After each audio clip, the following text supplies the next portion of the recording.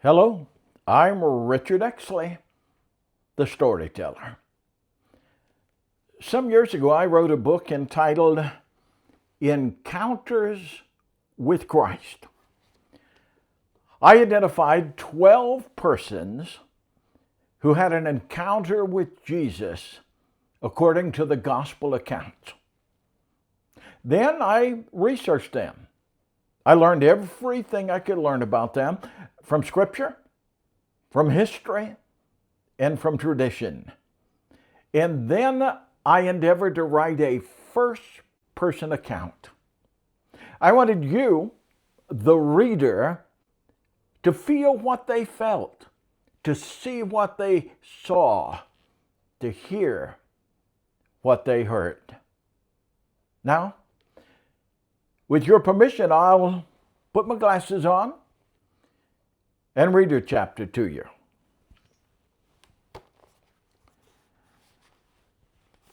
This chapter is about Jairus. Looking out the small window, I searched the sky over Capernaum for the first hint of daylight. Nothing. Not even a smudge of light on the eastern horizon. Will this long night never end? I wonder, as I retrace my steps across the room. Her breathing is labored. Her skin is flushed with fever, and her lips are cracked and dry. Lifting the stub of a candle, I study her youthful features, searching for something of myself in her face. All I find is a younger version of her mother. The same high cheekbones and fair skin. Looking at her now, my heart hurts. She is only 12 years old and the last of our children. Being the only girl, she is dear to me, which makes her mysterious illness even more disconcerting. Neither medicine nor prayer has proved effective, making me nearly mad with fear. The best physicians in Capernaum are as mystified as her mother and me. She has eaten nothing for 2 days, and she is nearly incoherent with fever. From time to time, she rouses herself to take a sip of water, a little juice. But that's all. What began as a headache and a slight fever has progressed over the past few days until we now fear for her life. Never have I felt so helpless. And a strange feeling it is for a man of my stature. I am the ruler of the local synagogue, a position of notable importance. In our community, I am known as a man who gets things done. But against her illness, I can do nothing. I am powerless to ease her suffering or to make her whole.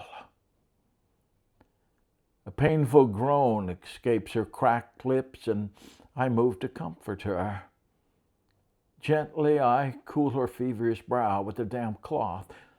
Carefully, I spoon a few drops of water into her mouth, willing her to swallow it. When she is still, I give myself to my tormented thoughts once more. Though I am a religious man, I am tempted to rage at the Almighty. Why should my daughter suffer so? She is an innocent. What wrong could one so young commit to deserve such a fate? And if she is suffering from my sins or the sins of her mother, that hardly seems just.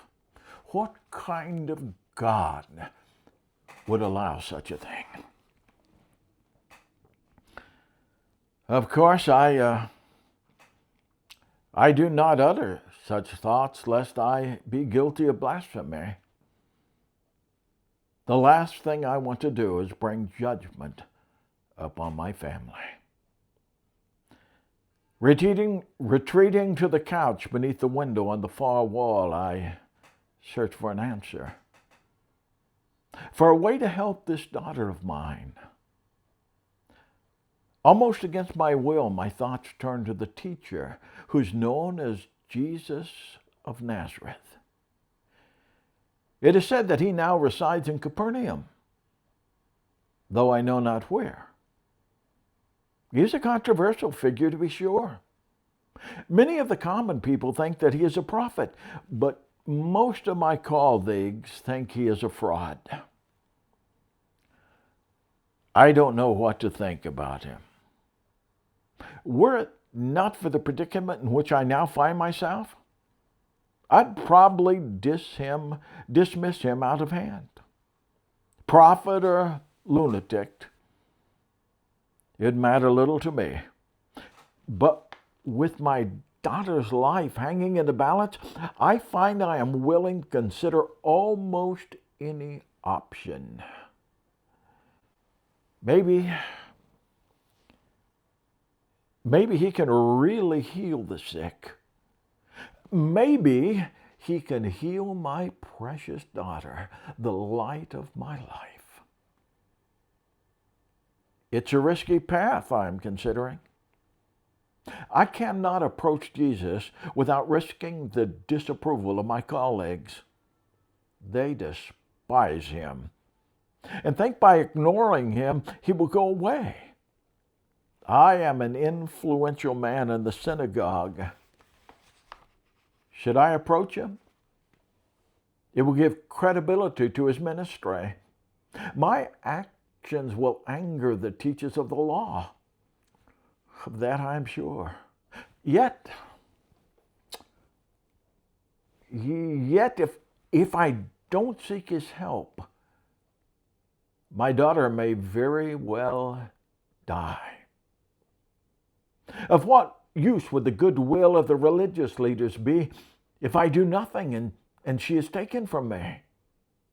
Of course, Jesus may be a fraud, duping the simple-minded. If that is the case, I will have risked my reputation for nothing. Around and around go my anxious thoughts, leaving me exhausted, but no nearer a decision. Burying my face in my hands, I find I am weeping in fear and frustration. If only I knew what to do. If only I knew. Sleep must have overtaken me, because when I awaken, bright bars of sunlight are streaming through the window and into the room. For a moment, I am disoriented, and I can make no sense of my surroundings.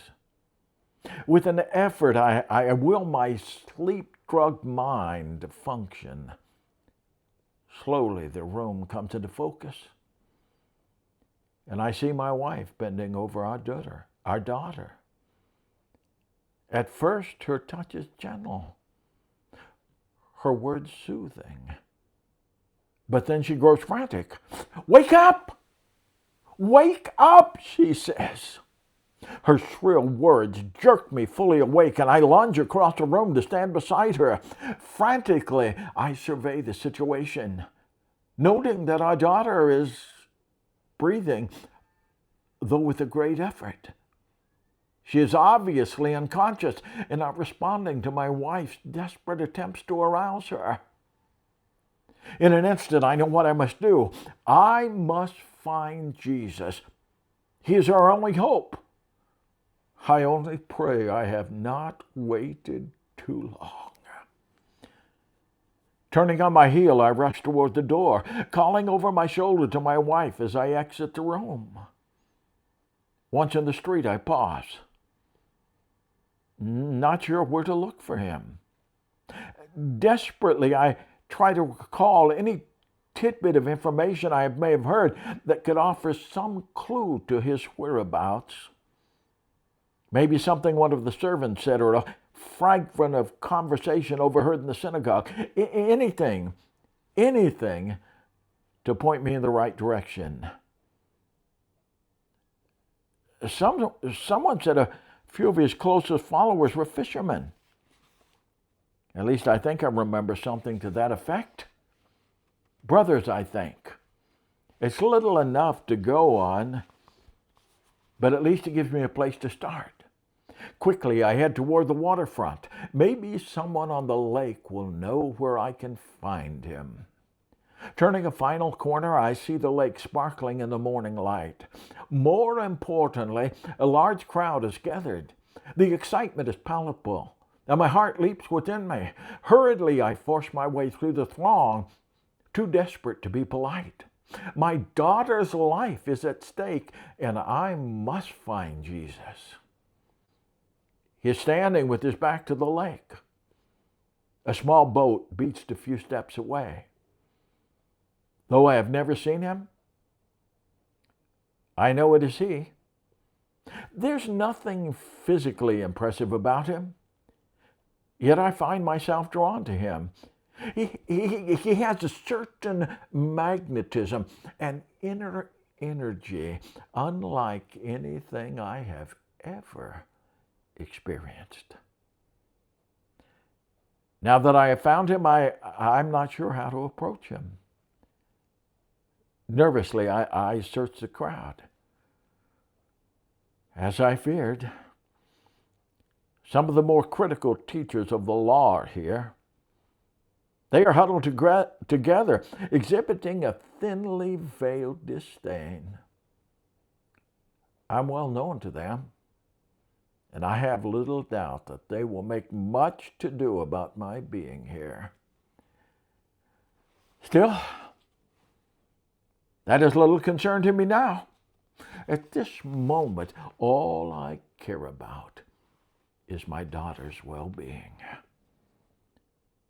Jesus is looking my way, as if he senses my desperation, and his eyes are full of compassion. Pushing through the last of the crowd, I rush forward and fall at his feet, imploring him, Teacher, my daughter is desperately ill. She's dying. Please come and lay your hands upon her, heal her, and restore her life. Taking me by the arm, he helps me to my feet. Take me to her, he says, following into step beside me. Instantly, the crowd surrounds us, pressing close. Everyone, it seems, is eager to see a miracle. Remembering my daughter's deathly pale face and labored breathing, I try to pick up the pace. It's no use. The crowd has a mind of its own, and it will not be hurried. Suddenly, Jesus stops. Turning around, he surveys the throng. Who touched me? He asked.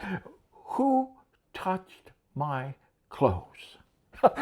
I am stunned. Why has he stopped? Doesn't he realize that we have no time to waste? My daughter's life is hanging in the balances.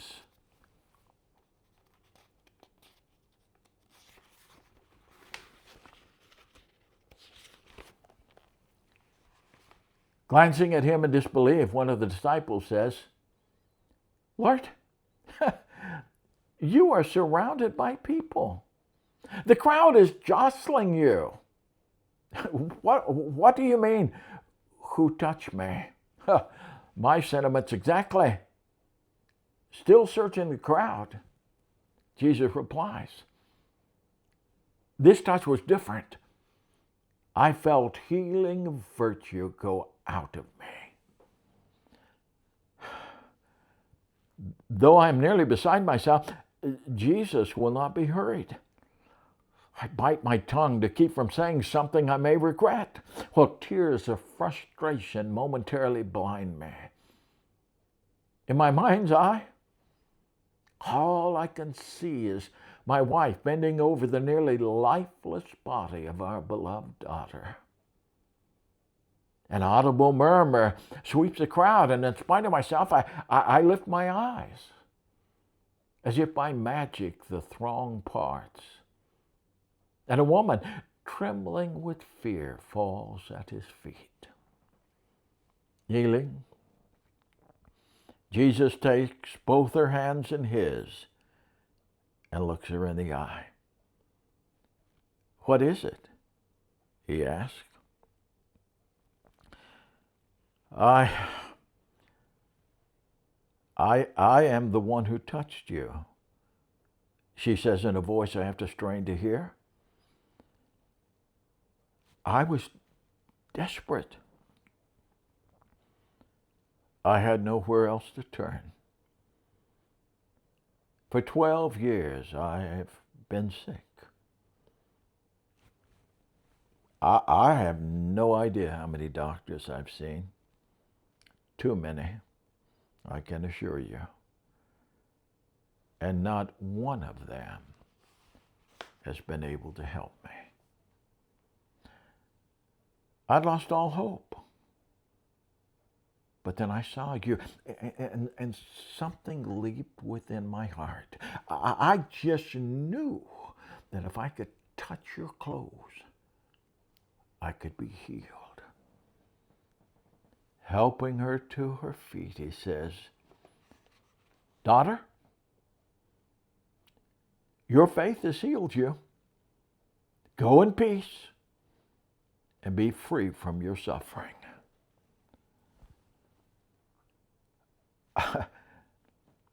I am amazed at her transformation. She looks so different now. Her face is radiant and her eyes are sparkling. As she moves back into the crowd, there's a bounce in her step. Just before the crowd swallows her, she turns toward Jesus one last time. And when she does, her face is full of love. My heart is singing. For the first time in days, I dare to hope. I dare to believe my own daughter will be restored to us. If that chronically ill woman could be healed by simply touching his clothes, then surely there is nothing he cannot do. Jairus, turning, I find myself face to face with my chief servant, the steward in charge of my house. One look at his face and I know something is wrong. Terribly wrong.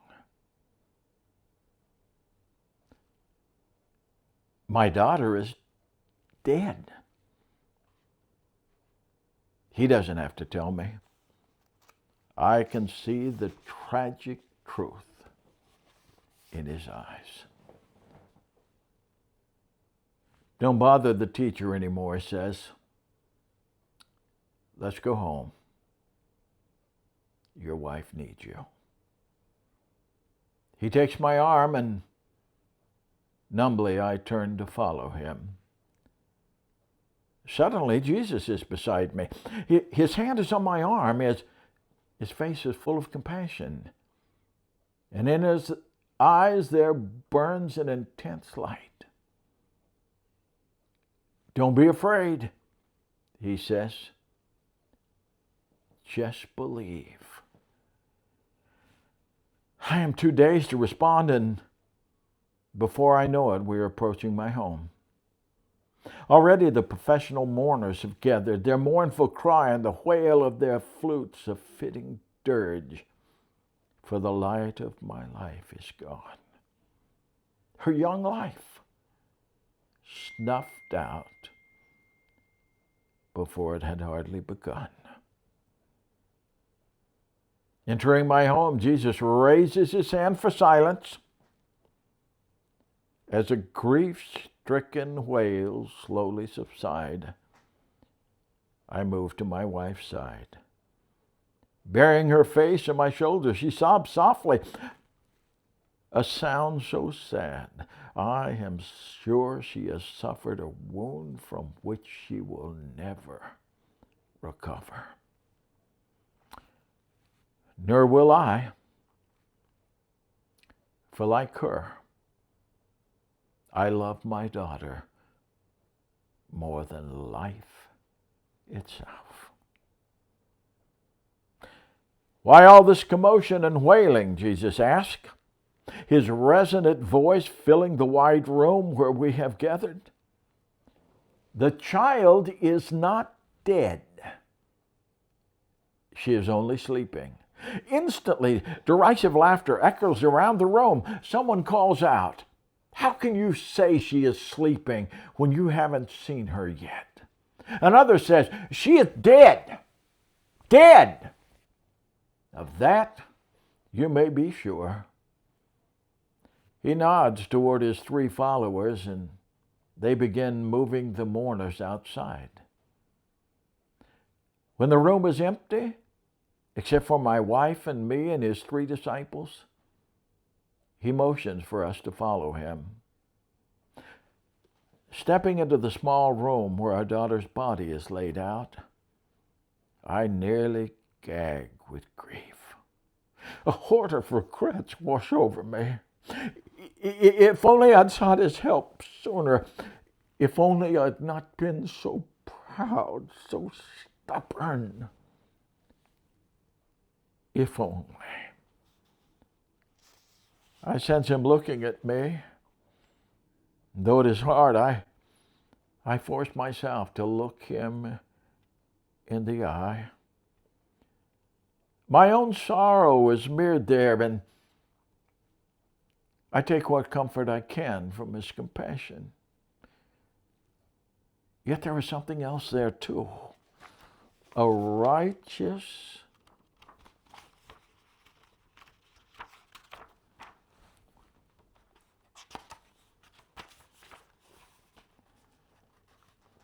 indignation, a kind of holy hatred. I fear sickness and death, but he despises them. Don't be afraid, he says. Just believe. My wife is trembling, as am I. Putting my arm around her shoulder, I draw close. Together we watch as Jesus takes the hand of our only daughter, now cold and still in death. For a moment he does nothing. Then he speaks in a voice full of love. "Precious child, I say to you, get up." Instantly, her eyelids flutter and her chest heaves. My wife screams and I think she's going to faint. My heart is hammering in my chest and I can hardly breathe. Now our beloved child is sitting up and looking around. When her eyes find me, she smiles with delight.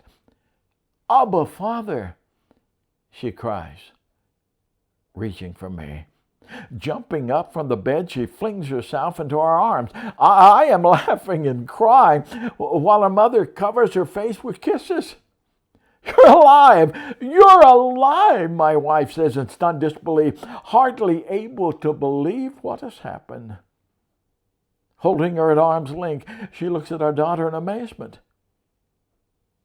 "It's a miracle." "You're a miracle. You were dead, but now look at you. You're alive." Once more, the 3 of us embrace, and then we are whirling around the room, delirious with joy. When at last we collapse, panting for breath, I think of Jesus. Where is he? Has he slipped away? No, no. There he is, off to one side, watching us with an amused expression on his face, his eyes dancing with joy. Breaking away from my wife and daughter, I make my way to him. And for the second time today, I find myself kneeling at his feet. Not in petition this time, but in praise and thanksgiving. Humbly, I worship him, pouring out my love and gratitude that in words that seem far too small for what I feel. Though life gradually falls back into a familiar routine, I often find myself thinking of him, especially when I try to imagine what our lives would have been like had he not come when he did. There is much I still do not understand. There are those who believe he is the Son of God. Others discredit this, pointing out that he is the son of a deceased carpenter named Joseph and that his mother and brothers are well known. What I believe regarding such things, I'm not sure. But there's one thing I do know. My daughter, who was dead, is now alive. And if Jesus is not God's Son, how do I explain that?